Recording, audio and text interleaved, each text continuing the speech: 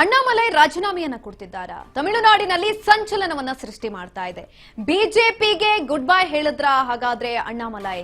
ಕೇಸರಿ ಪಡೆ fire brand ಇದೀಗ ಗುಡ್ ಬೈ ಹೇಳಿದ್ದಾರೆ ಬಿಜೆಪಿಗೆ ಅಂತ ಹೇಳಲಾಗ್ತಾ ಇದೆ. ರಾಜೀನಾಮೆಯನ್ನ ಕೊಟ್ರ ಬಿಜೆಪಿಗೆ ಗುಡ್ ಬೈ ಹೇಳಿದ್ರ ಕೇಸರಿ ಪಡೆ ಫೈರ್ ಬ್ರ್ಯಾಂಡ್?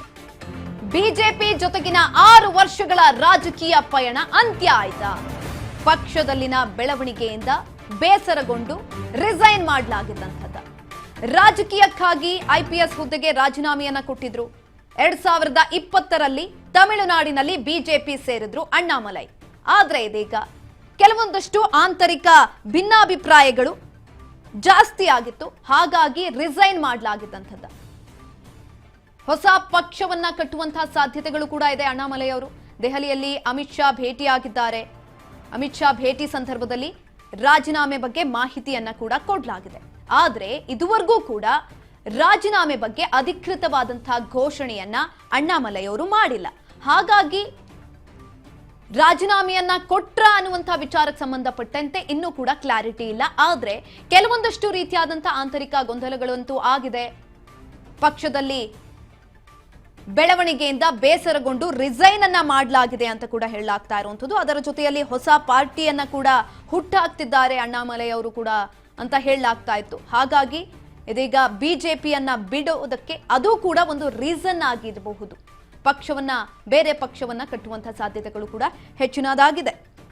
ತಮಿಳುನಾಡು ಮಾಜಿ ಬಿಜೆಪಿ ಅಧ್ಯಕ್ಷ ಅಣ್ಣಾಮಲೈ ಅವರು ಸಿಬಿಎಸ್ಇ ತ್ರಿಭಾಷಾ ಸೂತ್ರ ಭಿನ್ನಾಭಿಪ್ರಾಯದ ನಡುವೆ ಇದೀಗ ಪಕ್ಷದಿಂದ ದೂರವಾಗುವಂತಹ ಸನ್ನಿವೇಶ ಎದುರಾಗಿರುವಂತಹ ಲಕ್ಷಣಗಳು ಜಾಸ್ತಿ ಆಗಿರುವಂಥದ್ದು. ಅದರ ಜೊತೆಯಲ್ಲಿ ಒಂದು ಹೊಸ ಪಕ್ಷದ ಹೆಸರು ಕೂಡ ಕೇಳಿ ಬರ್ತಾ ಇದೆ ಈ ಒಂದು ಸಂದರ್ಭದಲ್ಲಿ. ಹಾಗಾಗಿ ಹೊಸ ಪಕ್ಷವನ್ನ ಕಟ್ಟಾಕೋದಕ್ಕೆ ಅಥವಾ ಅದನ್ನ ಮುಂದುವರಿಸಿಕೊಂಡು ಹೋಗೋದಕ್ಕೋಸ್ಕರ ಸುದೀರ್ಘವಾಗಿ 6 ವರ್ಷಗಳ ಕಾಲ ಆಳ್ವಿಕೆಯನ್ನ ಮಾಡಿದ್ರು, ಬಿಜೆಪಿಯಲ್ಲಿದ್ರು.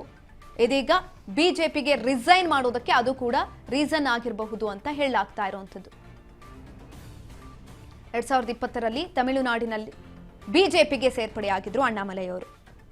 ಇದೀಗ ಮಕ್ಕಳ ಶಕ್ತಿ ಇಯಕ್ಕಂ ಹೆಸರಿನಲ್ಲಿ ಹೊಸ ಆಂದೋಲನಕ್ಕೆ ಅಣ್ಣಾಮಲೈ ಅವರು ಕೈ ಹಾಕಿದ್ದಾರೆ ಅಂತ ಕೂಡ ಹೇಳಲಾಗ್ತಾ ಇರುವಂಥದ್ದು.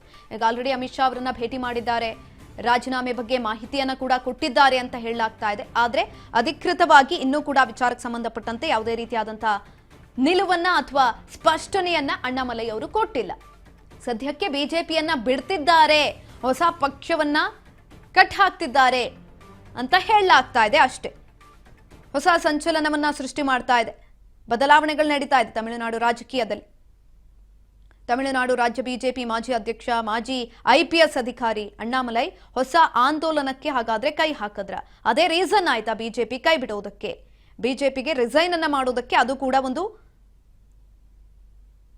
ಸೂತ್ರ ಆಗಿರಬಹುದು. ಕೇಂದ್ರ ಸರ್ಕಾರದೊಂದಿಗೆ ಎದುರಾದಂತಹ ಕೆಲವು ಸೈದ್ಧಾಂತಿಕ ಭಿನ್ನಾಭಿಪ್ರಾಯಗಳು ಅದು ಕೂಡ ಅಣ್ಣಾಮಲೈ ಅವರ ಮನಸ್ಸಿನಲ್ಲಿತ್ತು. ಅದರಲ್ಲೂ ಕೂಡ ತ್ರಿಭಾಷಾ ಸೂತ್ರ ಅನ್ನೋದೇನಿತ್ತು, ಆ ಒಂದು ಸೂತ್ರದ ಅಡಿಯಲ್ಲಿ ಕೆಲವೊಂದಷ್ಟು ಭಿನ್ನಾಭಿಪ್ರಾಯಗಳು ಜಾಸ್ತಿ ಆಗಿತ್ತು. ಹಾಗಾಗಿ ಇದೀಗ ಅಣ್ಣಾಮಲೈ ಅವರು ಬಿಜೆಪಿ ತೋರಿತಾ ಇದ್ದಾರೆ ಅಂತ ಕೂಡ ಹೇಳಲಾಗ್ತಾ ಇರುವಂಥದ್ದು. ರಾಜಕೀಯದಲ್ಲಿ ಹೊಸ ಸಂಚಲನವನ್ನ ಸೃಷ್ಟಿ ಮಾಡ್ತಾ ಇದೆ. ಇದರ ನಡುವೆ ಕೇಂದ್ರ ಬಿಜೆಪಿ ನಾಯಕರು ಅಣ್ಣಾಮಲೈ ಅವರಿಗೆ ದೆಹಲಿಗೆ ಬರುವಂತೆ ಆಹ್ವಾನವನ್ನ ಕೂಡ ಕೊಟ್ಟಿದ್ರು. ಅದಾದ ನಂತರ ಅವರು ಅಲ್ಲಿಗೆ ಕೂಡ ಹೋದ್ರು. ಅಮಿತ್ ಶಾ ಅವರನ್ನ ಕೂಡ ಭೇಟಿ ಮಾಡಿದ್ರು. ಭೇಟಿ ಮಾಡಿ ಅಲ್ಲೂ ಕೂಡ ಈ ರಾಜೀನಾಮೆ ವಿಚಾರಕ್ಕೆ ಸಂಬಂಧಪಟ್ಟಂತೆ ಚರ್ಚೆ ಕೂಡ ಆಗಿದೆ. ಆದ್ರೆ ಯಾವುದೇ ರೀತಿಯಾದಂತಹ ಸ್ಪಷ್ಟನೆಯನ್ನ ಇನ್ನೂ ಕೂಡ ಅಣ್ಣಾಮಲೈ ಅವರು ಕೊಟ್ಟಿಲ್ಲ. ರಿಸೈನ್ ಅನ್ನ ಕೊಡ್ತಿದ್ದಾರೆ ಅಂತ ಅಷ್ಟೇ ಹೇಳಲಾಗ್ತಾ ಇರುವಂಥದ್ದು. ತಮಿಳುನಾಡಿನ ರಾಜಕೀಯದಲ್ಲಿ ಇದು ಒಂದ್ ರೀತಿನಲ್ಲಿ ಹೊಸ ಸಂಚಲನ. ಸಮಾನ ಮನಸ್ಕ ವ್ಯಕ್ತಿಗಳೊಂದಿಗೆ, ಅದರಲ್ಲೂ ಕೂಡ ಯುವ ಸಮುದಾಯದೊಂದಿಗೆ ಒಂದು ಬಲವಾದಂತಹ ಸೈನ್ಯವನ್ನ ನಿರ್ಮಿಸುವಲ್ಲಿ ಅವರ ಗುರಿ ಇತ್ತು. ಅದಕ್ಕಾಗಿ ಹೆಜ್ಜೆಯನ್ನ ಹಾಕ್ತಾ ಇದ್ರು. ಆದ್ರೆ ಇದೀಗ ಆಂತರಿಕ ಭಿನ್ನಾಭಿಪ್ರಾಯ ಏನಿತ್ತು, ತ್ರಿಭಾಷಾ ಸೂತ್ರ ಅನ್ನೋದೇನಿತ್ತು, ಅದರ ಅಡಿಯಲ್ಲಿ ಗೊಂದಲಗಳು ಜಾಸ್ತಿ ಆಗಿದ್ರಿಂದ ಇದೀಗ ಬಿಜೆಪಿ ತೋರಿತಾ ಇದ್ದಾರೆ ಅಂತ ಕೂಡ ಹೇಳಲಾಗ್ತಾ ಇರುವಂಥದ್ದು.